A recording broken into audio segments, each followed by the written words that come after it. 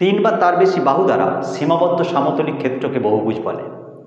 এই অর্থে ত্রিভুজ এবং চতুর্ভুজ এরাও এক ধরনের বহুভুজ।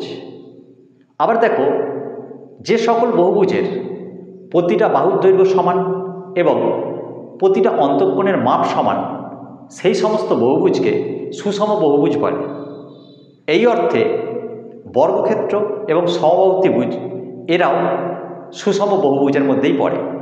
এখন আমরা এই সুষম বহুভুজের অন্তঃকোণ, বহিঃকোণ, বাহুর সংখ্যা, কর্ণের সংখ্যা এগুলো নিয়ে আলোচনা করব।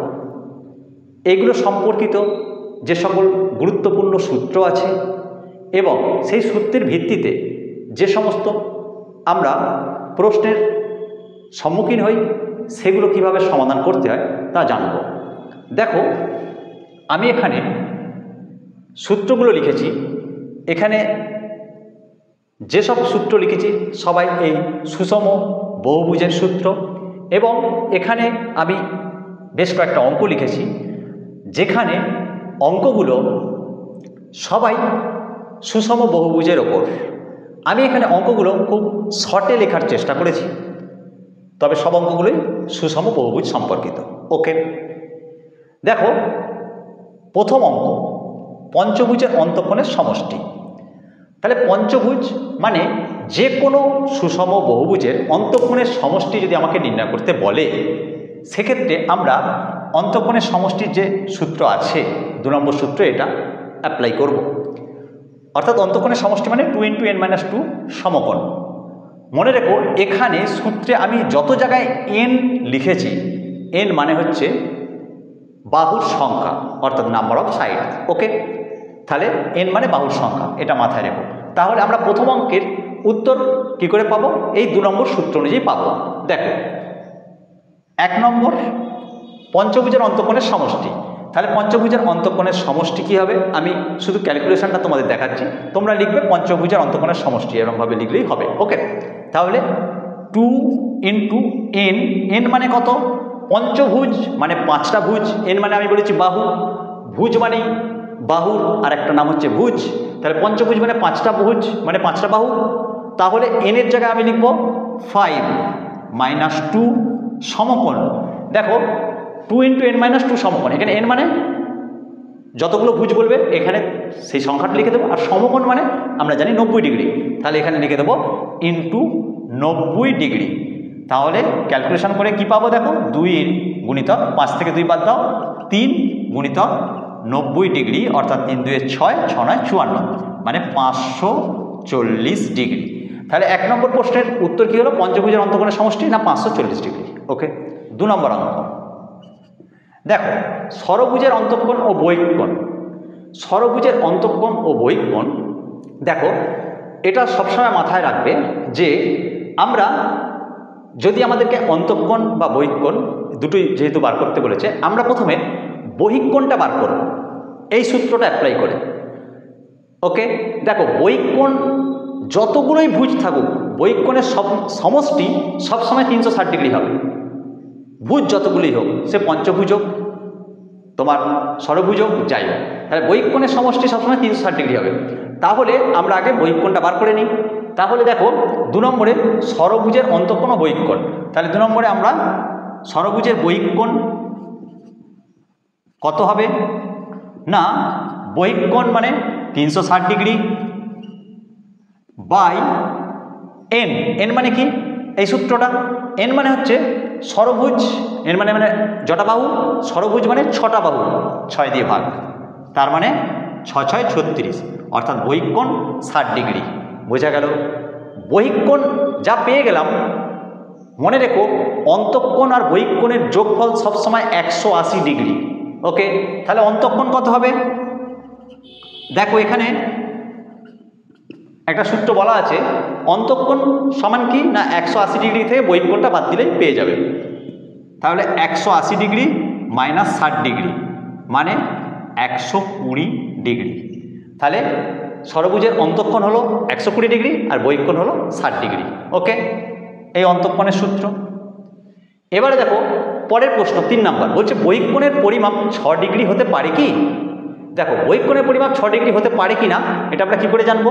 দেখো যখন এটা বলবে আমরা সঙ্গে সঙ্গে 360 দিয়ে ভাগ করব, কারণ বৈকোণের সমষ্টি 360 ডিগ্রি, সেই 360 ডিগ্রি দিয়ে 6 ডিগ্রিকে ভাগ করব।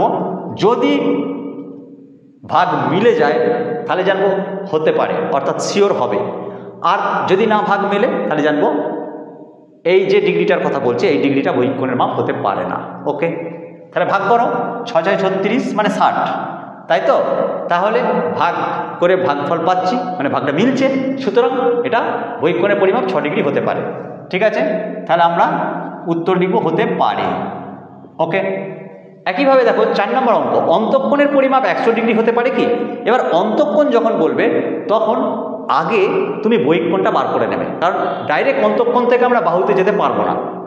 ঠিক আছে, তাই বৈকোণ বার করবো। তাহলে অন্তঃকোণ থেকে বৈকোণে যাবো কী করে?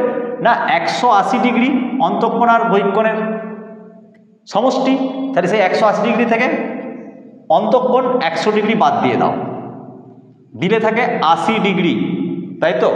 80 ডিগ্রি থাকে। এবার এই 80 ডিগ্রি বৈকোণ পেয়ে গেছো, তাহলে বৈকোণ যখন পেয়ে গেছো 360 ডিগ্রি দিয়ে 80 ডিগ্রিকে ভাগ করে দেখো ভাগ করা যাচ্ছে কি না। যদি ভাগ করে ভাগফল পাও, ভাগ মিলে যায়, তাহলে জানবে 100 ডিগ্রিটা হবে, আর যদি না মেলে তাহলে জানবে হবে না। তাহলে 360 ডিগ্রিকে 80 ডিগ্রি দিয়ে ভাগ করো, দেখো ভাগ তো মিলবে না, সুতরাং এটা হতে পারে না। ওকে, অন্তঃকোণের পরিমাপ 100 ডিগ্রি হতে পারে না। বোঝা গেল?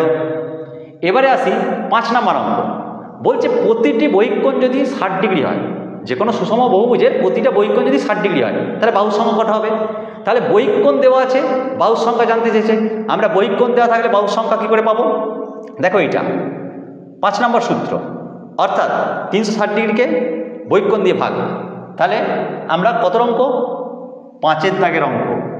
360 ডিগ্রিকে বৈকোণ কত? 60 ডিগ্রি দিয়ে ভাগ করব, ভাগ করলে যে ভাগফলটা পাবো সেটাই হবে বাহুর সংখ্যা, তাই তো বলেছে?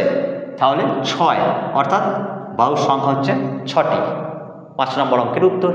ওকে, 6 নম্বর অঙ্কে এসো, প্রতিটা অন্তঃকোণ 135 ডিগ্রি হলে বাহুর সংখ্যা কত? তাহলে অন্তঃকোণ থেকে আমি ডাইরেক্ট বাহুর সংখ্যায় যেতে পারবো না, একই কথা এখানে যেটা বলছিলাম।